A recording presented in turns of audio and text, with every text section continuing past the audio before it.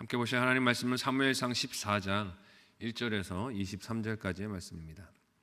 구약성경 427페이지 전으로 있습니다. 사무엘상 14장 1절에서 23절까지의 말씀을 드라마 바이블로 봉독하겠습니다. 하루는 사울의 아들 요나단이 자기의 무기를 든 소년에게 이르되 우리가 건너편 블레셋 사람들의 부대로 건너가자 하고 그의 아버지에게는 아뢰지 아니하였더라.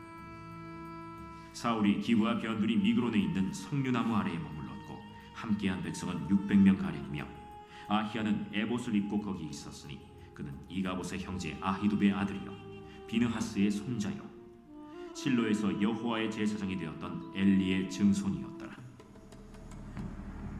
백성은 요나단이 간 줄을 알지 못하니라. 요나단이 블레셋 사람들에게로 건너가려 하는 어귀 사이 이쪽에는 험한 바위가 있고 저쪽에도 험한 바위가 있는데 하나의 이름은 보세스요 하나의 이름은 세네라. 한 바위는 북쪽에서 믹마스 앞에 일어섰고 하나는 남쪽에서 게바 앞에 일어섰더라.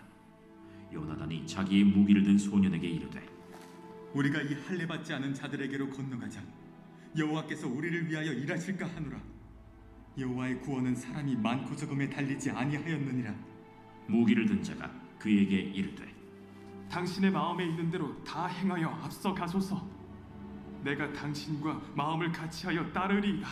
요나단이 이르되 보라, 우리가 그 사람들에게로 건너가서 그들에게 보이리니 그들이 만일 우리에게 이르기를 우리가 너희에게로 가기를 기다리라 하면 우리는 우리가 있는 곳에 가만히 있어서 그들에게로 올라가지 말 것이요 그들이 만일 말하기를 우리에게로 올라오라 하면 우리가 올라갈 것은 여호와께서 그들을 우리 손에 넘기셨음이니 이것이 우리에게 표징이 되리라 하고 둘이 다 블레셋 사람들에게 보이매 블레셋 사람이 이르되 보라, 히브리 사람이 그들이 숨었던 구멍에서 나온다 하고 그 부대 사람들이 요나단과 그의 무기를 든 자에게 이르되 우리에게로 올라오라. 너희에게 보여줄 것이 있느니라. 요나단이 자기의 무기를 든 자에게 이르되 나를 따라 올라오라. 여호와께서 그들을 이스라엘의 손에 넘기셨느니라. 요나단이 손발로 기어 올라갔고 그 무기를 든 자도 따랐더라. 블레셋 사람들이 요나단 앞에서 엎드러지매 무기를 든 자가 따라가며 죽였으니 요나단과 그 무기를 든 자가 반나절 가리 땅 안에서 처음으로 쳐 죽인 자가 20명 가량이라. 들에 있는 진영과 모든 백성들이 공포에 떨었고 부대와 노략군들도 떨었으며 땅도 진동하였으니 이는 큰 떨림이었더라. 베냐민 기브아에 있는 사울의 파수꾼이 바라본즉 허다한 블레셋 사람들이 무너져 이리저리 흩어지더라.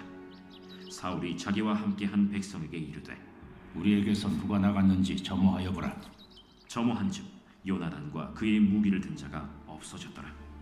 사울이 아히야에게 이르되 하나님의 괴를 이리로 가져오라. 그때 하나님의 괴가 이스라엘 자손과 함께 있음이니라. 사울이 제사장에게 말할 때 블레셋 사람들의 진영에 소동이 점점 더한지라. 사울이 제사장에게 이르되 내 손을 거두라. 사울과 그와 함께한 모든 백성이 모여 전장에 가서 본즉 블레셋 사람들이 각각 칼로 자기의 동무들을 치므로 크게 혼란하였더라. 전에 블레셋 사람들과 함께하던 히브리 사람이 사방에서 블레셋 사람들과 함께 진영에 들어왔더니 그들이 돌이켜 사울과 요나단과 함께한 이스라엘 사람들과 합하였고 에브라임 산지에 숨었던 이스라엘 모든 사람도 블레셋 사람들이 도망함을 듣고 싸우러 나와서 그들을 추격하였더라. 여호와께서 그 나라의 이스라엘을 구원하심으로 전쟁이 벳아웬을 지나니라. 아멘. 함께 읽은 본문의 말씀을 가지고 구원자 되신 하나님이란 제목으로 말씀 나누고 기도하도록 하겠습니다. 사울이 이스라엘의 초대 왕으로 등극하고 2년이 되자마자 그 왕의 인생 여정이 내리막길을 향하게 됩니다. 그의 왕으로서의 통치가 이처럼 제대로 된 전성기도 한 번 없이 쇠퇴기에 접어들게 된 것은 외적인 문제가 아닙니다. 그의 재력의 문제도 아니고 체격이나 외부적인 조건이 모자라서 내리막길을 가고 있는 것이 아니죠. 무엇이 원인입니까? 하나님께 순종하지 않고 자기 역할을 하나님께서 다스리시는 통치를 대리하는 것으로 본 것이 아니라 자기 땅을 자기가 다스리는 걸로 착각한 것이 그의 내리막의 원인인 것을 봅니다. 자기 자리와 권세를 지키는 것으로 오판한 교만이 사울이 내리막길을 향하는 이유가 되고 있음을 봅니다. 이런 어제 본문은 사무엘을 기다리지 못하고 자신이 먼저 제사를 드리는 행동으로 하나님께서 다른 왕을 세우실 것을 경고함으로 드러났습니다. 그리고 오늘 본문의 내용이 나옵니다. 사울 왕은 사무엘을 기다리지 못하고 제사를 드린 이유가 무엇이었습니까? 충분한 군사를 확보하기 위해서였어요. 자기에게서 사람들이 자꾸 떠나가니 그걸 막기 위해서 하나님의 제사를 활용한 것이었습니다. 그 전쟁의 성패가 군사의 숫자에 달렸다라고 생각했기 때문이겠죠. 많은 군사가 떠나가면 이 전쟁에서 이길 수 없다라는 두려움에 사울이 그런 행동을 했습니다. 하지만 오늘 본문에서 사울의 아들 요나단은 무엇을 보여줍니까? 아버지의 그 믿음이 잘못됐다 하는 것을 우리에게 보여주고 있어요. 요나단이 오늘 본문에서 어떤 일을 합니까? 함께 오늘 본문의 1절에서 3절까지 내용을 한 목소리로 읽어보도록 하겠습니다. 같이 읽습니다. 시작. 하루는 사울의 아들 요나단이 자기의 무기를 든 소년에게 이르되 우리가 건너편 블레셋 사람들의 부대로 건너가자 하고 그의 아버지에게는 아뢰지 아니하였더라. 사울이 기브와 변두리 미그론에 있는 석류나무 아래에 머물렀고 함께한 백성은 600명 가량이며 아히야는 에봇을 입고 거기 있었으니 그는 이가봇의 형제 아히두베 아들이요 비느하스의 손자요 실로의 여호와의 제사장이 되었던 엘리의 증손이었더라. 아멘. 사울이 지난 11장에서는 암몬과 전쟁했을 때 33만 명의 군대가 그와 함께 했었습니다. 그만큼의 리더십을 발휘했었죠. 그때 기억을 가지고 이번 전쟁에도 나서지 않았을까 생각해 보게 됩니다. 하지만 암몬의 대항해 군사를 일으켰을 때에는 사울이 하나님의 영에 감동이 되어 있었어요. 하나님의 영에 감동이 되어 많은 백성들이 그를 두려워하며 이렇게 따랐던 것을 기억합니다. 하지만 지금 블레셋과의 전쟁은 어떻습니까? 그런 언급이 없어요. 하나님의 영에 감동되어 있는 것도 아니고 하나님이 허락하신 전쟁도 아니었습니다. 결국 사울의 리더십이나 능력이 아니라 하나님의 능력이 사울을 통해 일하셨던 것임을 드러내 보이는 것이죠. 그러나 하나님께 순종하지 않고 망령되이 행한 사울의 곁에는 단지 600명의 군사만 남아있을 뿐이었습니다. 그리고 그 곁에 함께 하고 있는 에봇을 입은 제사장이 오늘 본문에서 어디 출신이라고 말하고 있습니까? 엘리의 증손이라고 말하고 있죠. 엘리가 누군지 기억하십니까? 하나님께 심판을 받은 집안의 사람인 것을 기억할 것입니다. 사울과 그의 집안이 갈 곳이 어딘가 하는 것을 짐작하게 하는 대목이라 할 수 있어요. 그러나 하나님이 이처럼 암울하고 비관적일 수밖에 없는 상황에서도 누가 이 상황을 다스리시고 승리를 주시는 분인가 하는 것을 오늘 본문을 통해 알게 하십니다. 함께 오늘 본문 6절에서 7절까지의 내용을 한 목소리로 읽어보도록 하겠습니다. 같이 읽습니다. 시작. 요나단이 자기의 무기를 든 소년에게 이르되 우리가 이 할례 받지 않는 자들에게로 건너가자. 여호와께서 우리를 위하여 일하실까 하노라. 여호와의 구원은 사람이 많고 적음에 달리지 아니하였느니라. 무기를 든 자가 그에게 이르되 당신의 마음에 있는 대로 다 행하여 앞서 가소서. 내가 당신과 마음을 같이하여 따르리이다. 아멘. 비록 아버지 사울 왕은 하나님의 말씀에 불순종하여 점차 내리막길을 향하는 모습을 보여주고 있지만 아들 요나단은 어떻습니까? 아버지와 달리 사람이나 그 숫자가 아니라 여호와 하나님을 신뢰하는 것을 보여줍니다. 이는 아버지 사울이 그의 곁에 있어야 할 많은 군사들을 지키기 위하여 제사를 이용했던 모습과 대조적인 것을 보여줘요. 하나님 주시는 승리는 숫자의 많고 적음에 달린 것이 아니다. 그의 입으로 그렇게 고백하게 하십니다. 물론 요나단의 이 행동이 이성적이라 말할 수는 없습니다. 그러나 요나단은 그만큼 이스라엘의 변화가 절실했던 상황에서 자신이 어떤 역할이라도 해야 할 필요성을 느낀 것입니다. 한 사람이지만 소수지만 이 온 백성을 위해서 하나님의 역사하심을 위해서 자신이 해야 할 일이 있다 하는 것을 깨달은 것이죠. 여기서 그는 자기 생각이나 판단을 그대로 밀어붙이기보다 긴박한 순간에서도 하나님의 뜻을 분별하기 위하여 노력합니다. 오늘 본문 8절에서 10절을 한 목소리로 읽어보도록 하겠습니다. 같이 읽습니다. 시작.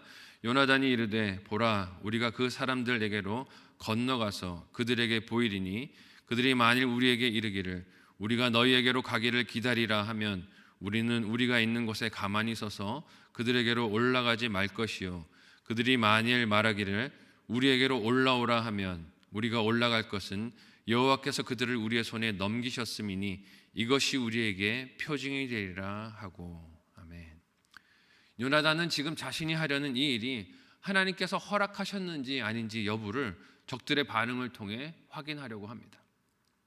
왜냐하면 그가 이미 앞선 구절에서 인정하고 고백했듯이 이 전쟁에서 승패는 누구에게 달려있음을 알기 때문입니까? 하나님께 달려있음을 알기 때문이에요. 그래서 하나님께서 이 일을 우리에게 허락하셨는지 아닌지를 이 증표를 통해서 확인해 보자. 그의 시종에게 얘기하고 그렇게 나아가게 됩니다. 전쟁에서의 승패와 구원은 사람의 수나 무기에 의해서 결정나는 것이 아니라 하나님께서 일하는가 아닌가의 여부에 달려있기 때문입니다. 그 표징으로 삼은 것이 적들이 자신들을 발견할 때 그들이 요나단을 향해서 나오겠다라고 하면 하나님이 허락하시지 않은 일로, 반대로 요나단과 소년에게 그들에게로 오라라고 적들이 말하면 이것은 하나님이 허락하신 일로 여기겠다라고 증표를 삼은 것입니다. 여러분, 이것은 요행수를 바라는 것이 아니라 하나님의 뜻을 따라 죽음도 불사하겠다라는 결의를 드러내 보이는 것이죠. 그리고 이어지는 구절에서 어떤 응답이 주어집니까? 블레셋 사람들이 요나단과 또 그 시종을 향해서 표징으로 삼은 말을 합니다. 우리에게로 올라오라, 보여줄 것이 있다라고 외치죠. 아마 요나단과 그의 무기를 든 소년밖에 없으니 숫자적으로 우위에 있는 자신들의 형편을 보고 이까짓 거 싸워서 이길 수 있다라고 생각했을 것입니다. 자신만만하지 않았을까요? 하지만 요나단은 어떻습니까? 하나님께서 그들을 자신의 손에 넘겨주는 것을 믿고 주저없이 그 절벽을 올라간다. 오늘 본문이 기록하고 있어요. 함께 13절에서 15절까지의 말씀을 한 목소리로 읽어보도록 하겠습니다. 같이 읽습니다. 시작. 요나단이 손발로 기어 올라갔고 그 무기를 든 자도 따랐더라. 블레셋 사람들이 요나단 앞에서 엎드러짐에 무기를 든 자가 따라가며 죽였으니 요나단과 그 무기를 든 자가 반나절 같이 땅 안에서 처음으로 쳐 죽인 자가 20명 가량이라. 들에 있는 진영과 모든 백성들이 공포에 떨었고 부대와 노략군들도 떨었으며 땅도 진동하였으니 이는 큰 떨림이었더라. 아멘. 손발로 기어 올라간 요나단, 그리고 그를 따른 무기 든 소년이 거기서 블레셋 사람들을 반나절 동안 약 20명 가량이나 죽였다라고 기록되고 있습니다. 여기서 하나님께서 보여주시는 은혜가 무엇입니까? 전쟁은 사람 숫자로 하는 게 아니라는 것이에요. 전쟁은 무기로 하는 것도 아니라는 것을 보여주는 것입니다. 하나님의 도우심과 힘으로 하는 것임을 직접 요나단과 그 시종을 통해서 경험하게 하십니다. 요나단의 그 믿음이 허황된 것이 아니었던 것을 이 승리를 통해서 하나님이 경험하게 해주시는 것이죠. 이렇게 단 두 사람의 기습 침투로 블레셋 진영이 큰 혼란에 빠지게 되었습니다. 그렇게 되자 이 형편이 반대쪽에 있었던 이스라엘 군사들에게도 드러나게 되었어요. 왜 안 그렇겠습니까? 적군이 지금 진영 가운데서 큰 혼란이 있으니 이스라엘 백성에게도 이것이 다 보여지고 느껴지는 것이죠. 그러면 이스라엘 왕이 군대 지휘관으로 어떤 선택을 해야 되겠습니까? 상대방의 진영이 혼란에 빠졌으니 이제는 전진하고 공격해야 하지 않겠습니까? 선두에 서서 진두지휘하며 승리를 위하여 달리는 것이 왕의 사명일 것입니다. 하지만 사울은 정작 전쟁이 시급한 이 상황에서 어떤 명령을 하고 있습니까? 함께 오늘 보면 18절에서 19절을 한 목소리로 읽어보도록 하겠습니다. 같이 읽습니다. 시작. 사울이 아히야에게 이르되 하나님의 궤를 이리로 가져오라 하니 그때 하나님의 궤가 이스라엘 자손과 함께 있음이니라. 사울이 제사장에게 말할 때에 블레셋 사람들의 진영에 소동이 점점 더한지라. 사울이 제사장에게 이르되 네 손을 거두라 하고. 아멘. 이전 16절과 17절에서 자신의 부대 병력 중 아들인 요나단과 그 무기를 든 소년이 사라진 것을 알게 된 사울이었습니다. 그 사울이 바로 이것을 알고 돌진하기보다 제사장 아히야를 불러서 그제서야 하나님의 뜻을 물으려고 합니다. 이미 불순종했던 그가 뒤늦게 순종하는 신용을 하려고 하는 것이에요. 하지만 점점 더 적군에서 진영에서 그 시끄러운 소리가 들려오자 그것도 오늘 본문에서 어떻게 합니까? 제사장이 하나님의 뜻을 물으려고 하고 있을 때 사울의 성급함이 이렇게 드러납니다. 제사장의 손을 거두라. 예배를 드리라 그랬다가 상황이 급하니 그러지 말라 그러고 나가서 싸우겠다고 그렇게 말을 하고 있어요. 변덕이 죽을 듯 하고 있는 것이죠. 마음대로 예배를 시작했던 사울은 이제 자기 마음대로 그 예배를 끊어놓고 전세를 확인하기 위해 소동이 벌어지는 곳을 향해 나아가려고 합니다. 그리고 거기서 사울은 블레셋 사람들이 두려움에 쌓여 칼로 서로를 찌르면서 혼란에 빠져 도망하는 모습을 봅니다. 여기서 하나님은 무엇을 보여주십니까? 사울이 승리하기 위해서 전전긍긍했던 그 많은 것들이 실상은 하나님께서 싸우시는 전쟁에서 아무 소용도 없는 것을 보여주고 있어요. 사람들이 자신에게서 떠나가는 것을 그렇게 두려워하고 걱정하고 있었지만 그것이 전쟁의 승리를 위해서 아무 기능도 하지 못함을 하나님이 보게 하십니다. 하나님은 요나단을 통해 그 걱정이 하나님께는 전혀 문제가 되지 못함을 보여주셨습니다. 오늘 우리의 삶도 어떻습니까? 닥치기 전에 했던 많은 걱정과 염려들이 실제로 지나고 보면 실체가 없었구나 하는 것을 깨달을 때가 많습니다. 만나기 전에는 두려웠고 걱정됐고 염려됐고 없는 것들이 잔뜩 보였던 그 문제들이 지나고 보면 하나님의 능력 안에서는 아무것도 문제가 되지 못함을 깨닫게 하시는 경우가 너무 많아요. 그럼에도 불구하고 우리는 신뢰하면서 하나님을 따르기보다 늘 무엇을 봅니까? 손에 없는 물질을 봅니다. 내 주변에 없는 사람들을 봅니다. 불리한 조건들을 보고 나의 연약함을 보며 불안함과 염려에 빠져서 하루하루를 걱정과 근심 가운데 살 때가 많습니다. 그러나 여러분, 오늘 말씀을 통하여 하나님은 우리에게 말씀해 주십니다. 구원하시는 하나님은 전능하십니다. 사람의 수가 많고 적음에 딸려서 구원의 여부가 결정나는 것이 아님을 말씀하십니다. 그 하나님이 요나단과 같이 저와 여러분을 돌보시고 지켜주실 줄 믿습니다. 그 하나님을 더불어 승리하는 저와 여러분의 삶이 되시기를 예수님의 이름으로 간절히 소원하고 축복합니다. 아멘.